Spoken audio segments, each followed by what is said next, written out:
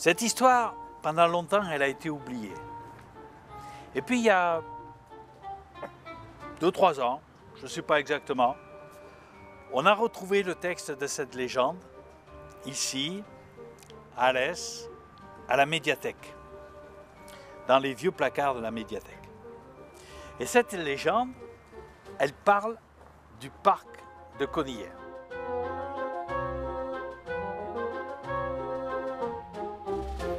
Il y a bien longtemps, à l'époque du Moyen-Âge, il y avait ici un château. Parce qu'au Moyen-Âge, il y avait des châteaux. Il y avait un château fort. Et ce château, il a disparu. Vous pouvez regarder autour de vous. Il n'y a aucune trace du château. Eh bien, je vais vous raconter pourquoi et comment il a disparu.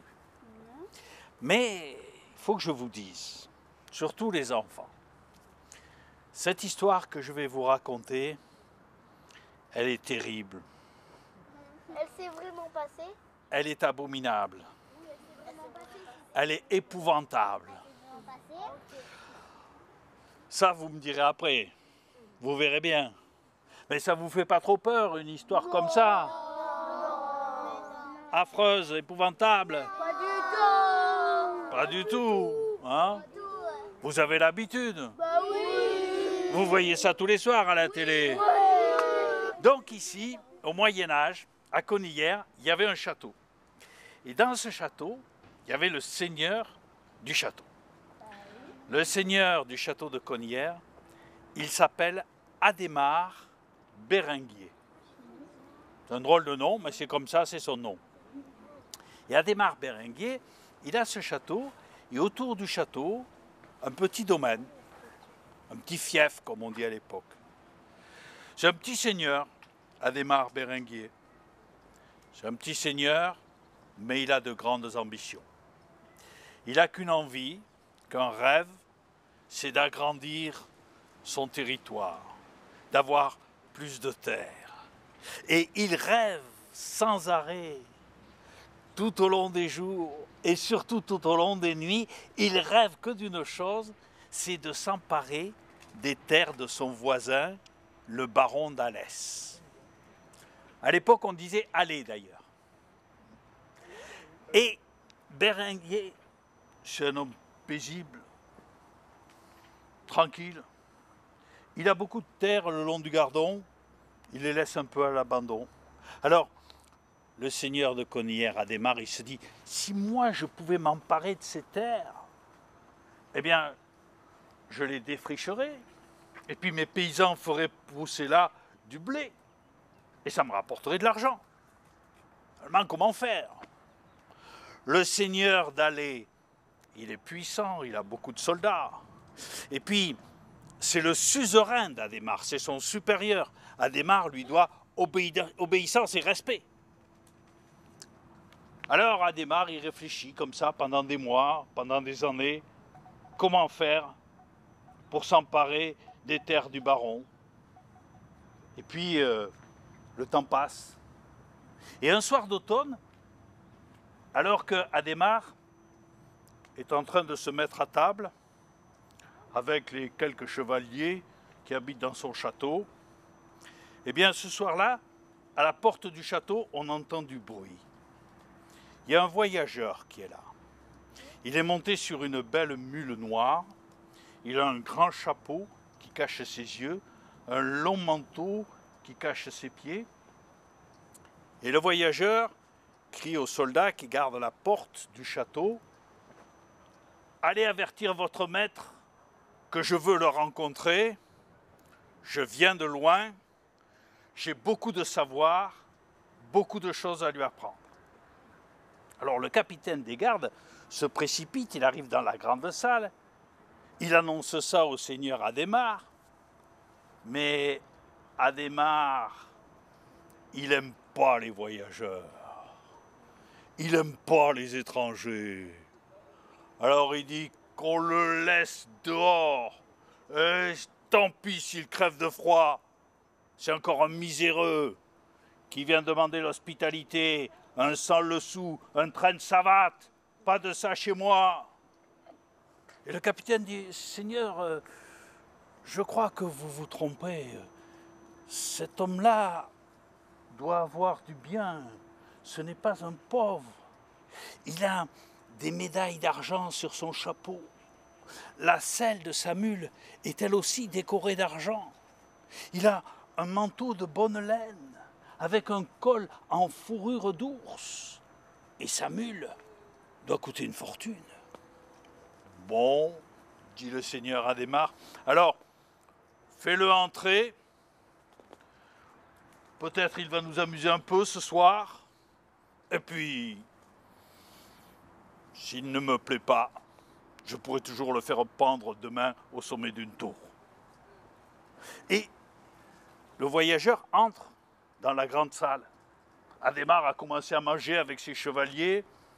Ils mangent tous goulûment. Ils échangent des plaisanteries. Ils parlent très fort. Et le voyageur vient s'installer de l'autre côté de la table, juste en face d'Adhémar. Il le regarde. Il dit, Seigneur, je m'appelle Raymond Puig. Je viens tout droit de Barcelone. Avant Barcelone, j'ai vécu pendant de longues années à Grenade, en Andalousie. Et là, Seigneur, j'ai rencontré beaucoup de savants. Des savants de nombreux pays. Des Grecs, des Arabes, des Turcs, des Juifs, des musulmans. J'ai beaucoup appris avec eux. Et puis, l'homme continue à parler. Et petit à petit, Adhémar et ses chevaliers se taisent et ils l'écoutent. Et quand le repas est terminé, Adhémar dit « Venez avec moi dans ma salle de travail ». Et là, l'étranger, Raymond Puig, continue à parler. Le seigneur Adhémar pose des questions de temps en temps et l'étranger répond longuement. Au petit matin, Adhémar dit à Raymond Puig, « C'est vrai, votre savoir est immense, cela peut m'être utile, vous resterez ici tant que je le voudrai. » Le soir, le deuxième soir, Raymond Puig vient dans la grande salle au moment du repas. Il s'installe en face du seigneur Adhémar. Il le regarde droit dans les yeux. Il lui dit, « Seigneur, je sais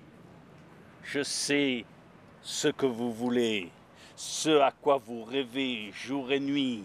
Je sais que vous n'avez qu'une idée en tête, c'est de vous emparer des terres de votre voisin, le baron d'Alais. »« Oui, c'est vrai, dit Adhémar. Mais peut-être que vous allez pouvoir m'indiquer un moyen, dit Adhémar. Oui, dit Raymond Puig. C'est tout simple. Envoyez quelques-uns de vos soldats ce soir. Le baron ne se préoccupe pas de ces terres, elles sont à l'abandon. Il ne sait même pas où elles sont, peut-être. Eh bien, envoyez vos hommes et demandez-leur de repousser les pierres qui marquent la limite entre votre domaine et le sien. Oh, dit Adhémar, mais c'est une excellente idée, ça. J'aurais dû l'avoir moi-même. Alors il appelle le capitaine de ses gardes, il donne des ordres, et une dizaine de soldats s'en vont dans la nuit. Quand ils reviennent au petit matin, le capitaine dit à Adhémar, « Tout s'est passé comme vous l'aviez prévu. On a repoussé les bornes d'au moins 150 pas. Personne ne nous a vus. » Très bien, dit Adhémar. Attendons, nous verrons comment le baron d'Alais va réagir. Et tout au long du jour, il ne se passe rien.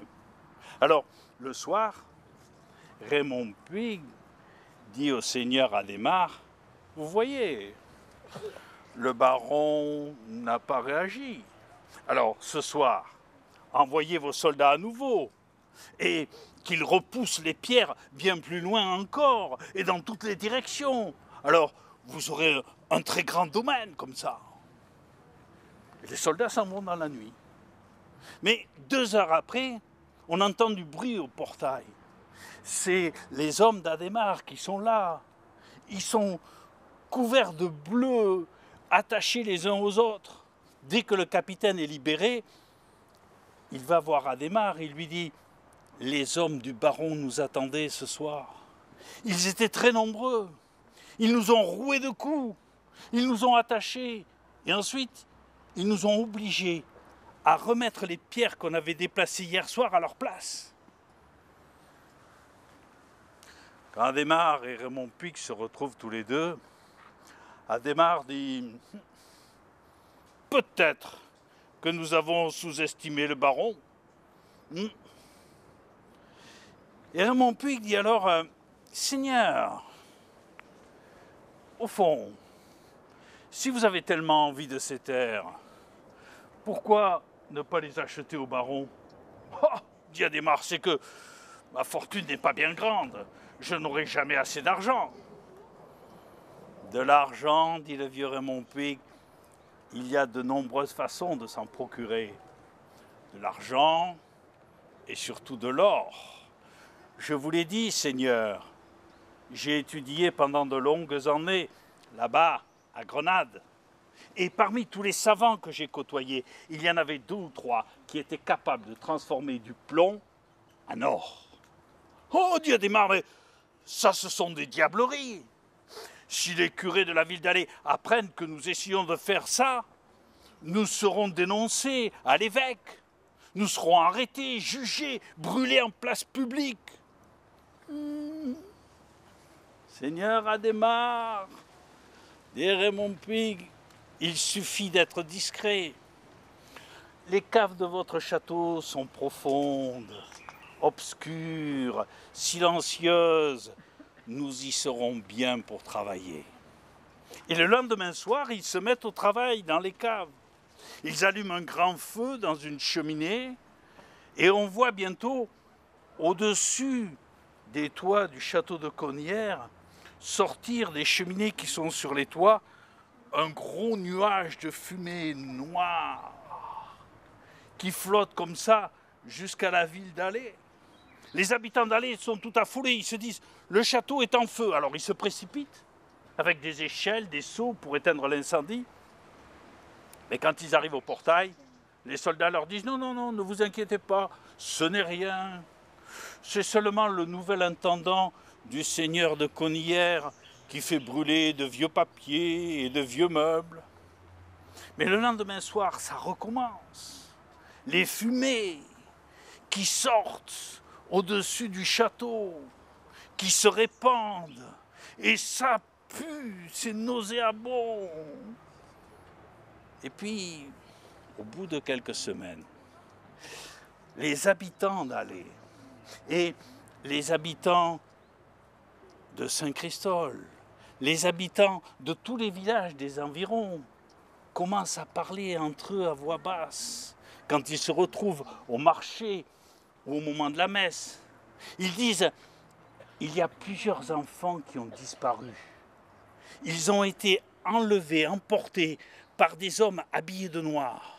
Et ces hommes, ce sont les gardes du château de Conières. » Alors, cette rumeur arrive aux oreilles du baron d'Alais. Il se méfie, le baron. Il dit à ses conseillers « soyons prudents. Les paysans disent toujours du mal des seigneurs. Ils veulent nous nuire. Et puis, il faut que je fasse attention, dit le baron, parce que ma nièce, Esclarmonde, a eu la mauvaise idée d'épouser ce maudit Adhémar de Conières. Alors, je ne peux pas la compromettre. » Le baron ordonne une enquête. On interroge les paysans, mais ils n'osent pas trop parler. Ils ont peur. Un jour, le baron envoie un chevalier au château de Conières. Il rencontre Esclarmonde, la nièce du baron. Il dit qu'il amène une lettre de son oncle. Et puis, dès qu'il peut, le chevalier interroge Esclarmonde. Et elle dit « je ne sais rien. Bien sûr, j'ai entendu ces rumeurs, mais mon mari est incapable de faire du mal à des enfants. Tout ce que je sais, dit Esclarmonde, c'est que très souvent, le soir, il descend dans la cave avec son nouvel intendant, Raymond Puig. Vous savez, chevalier, vous avez vu les fumées qui sortent au-dessus du château. Peut-être ce que vous ignorez, c'est qu'il y a aussi des flammes à l'intérieur des caves.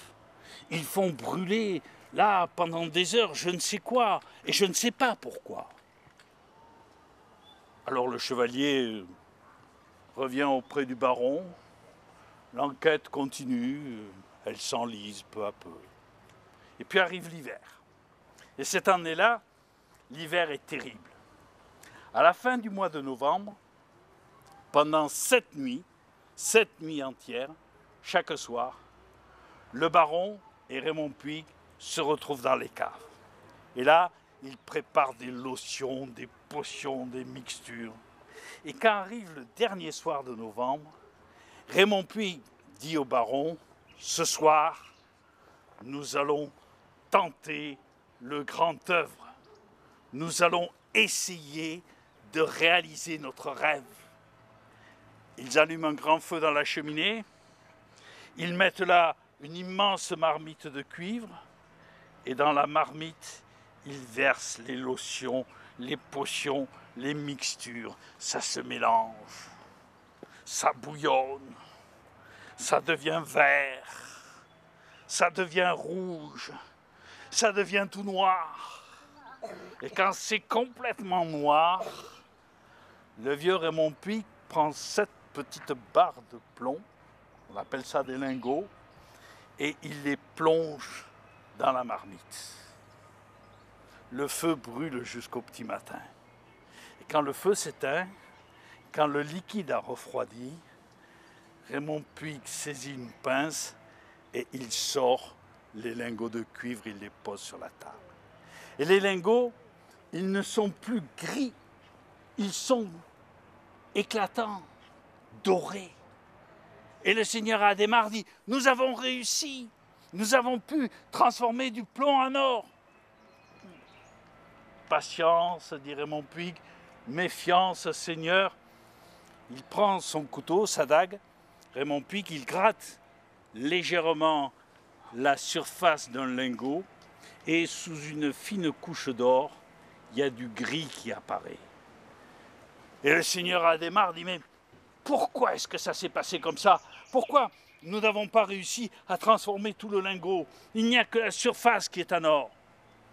Dit Raymond Puig, je crois que c'est parce que le sang de l'enfant que nous avons utilisé, c'est le sang d'un fils de paysan. Il n'est peut-être même pas baptisé, cet enfant. Pour arriver à transformer les lingots entièrement, il nous faudrait le sang d'un fils de noble. Ah, dit Adhémar, mais ça tombe mal. Tous les seigneurs du pays ont eu la mauvaise idée d'avoir que des filles. Ou alors ils ont des garçons, mais ils sont grands, ils sont capables de porter l'épée et de se défendre.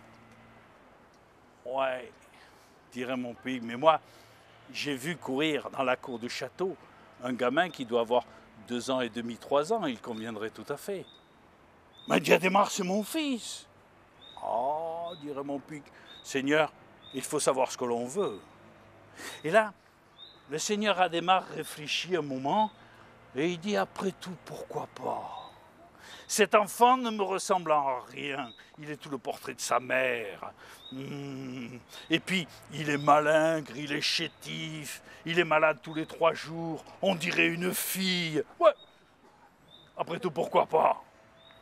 Si je deviens riche grâce à lui, eh bien, je pourrais en avoir des garçons et qui seront forts, gaillards. Et si ce n'est pas avec sa mère, ce sera avec une autre femme. Et tout à fait, dit Raymond Puig, vous avez raison, Seigneur.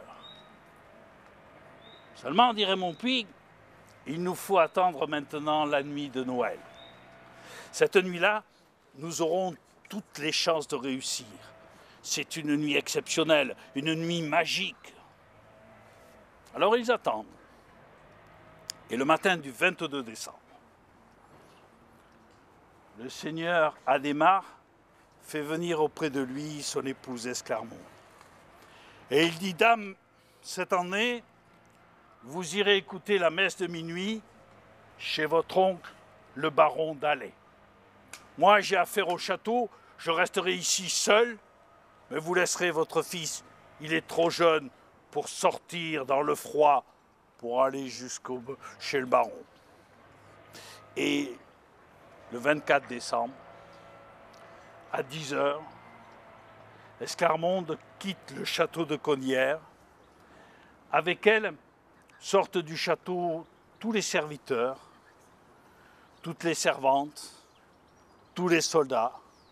Le seigneur Adhémar a ordonné que personne ne reste au château. Et quand tout le monde est parti, le vieux Raymond Puig dit « Seigneur, il est temps de nous mettre au travail. Je vais aller chercher l'enfant dans sa chambre. Sa nourrice dort. Je lui ai donné une potion pour ça. Elle nous laissera tranquille. » Et le vieil homme monte l'escalier qui mène à la chambre de l'enfant.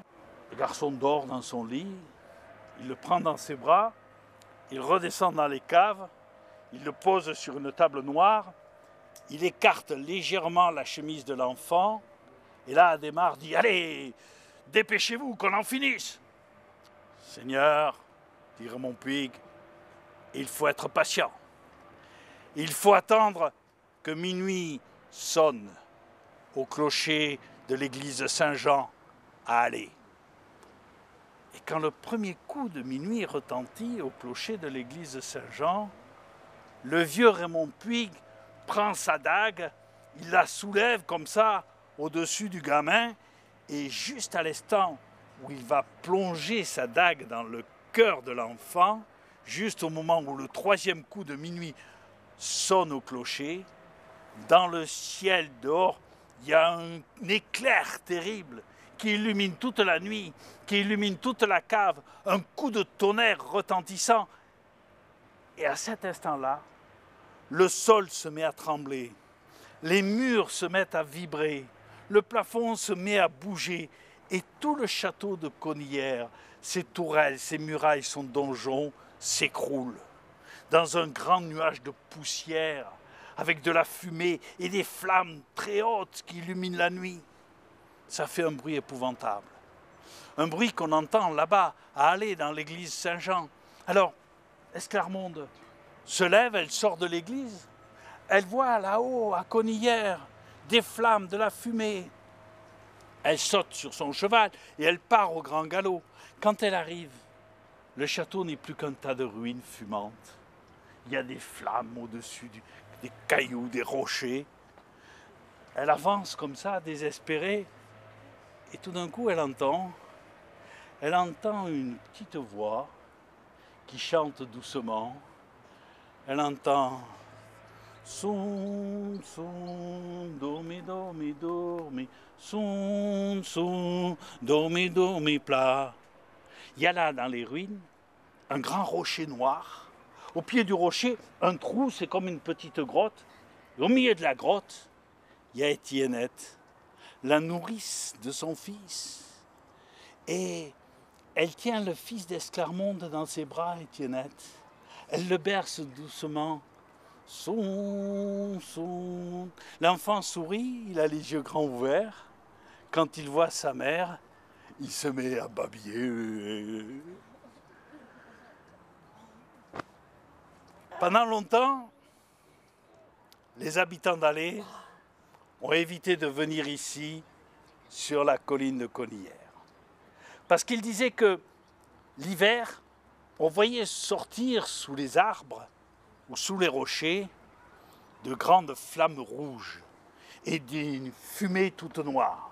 Ils disaient qu'il y avait là encore le seigneur Adhémar et le vieux Raymond Puig en train de préparer leur maléfice. Et puis, que voulez-vous? Le temps a fait son œuvre. La pluie et le vent ont réduit en poussière les cailloux du château. Il n'en reste aujourd'hui plus aucune trace. Il ne reste que le nom. Et puis ce parc merveilleux, où vous pouvez venir maintenant, où vous pouvez courir, où vous pouvez découvrir des animaux. Et puis, la légende, au fond, qui sait? Peut-être qu'elle n'a jamais existé.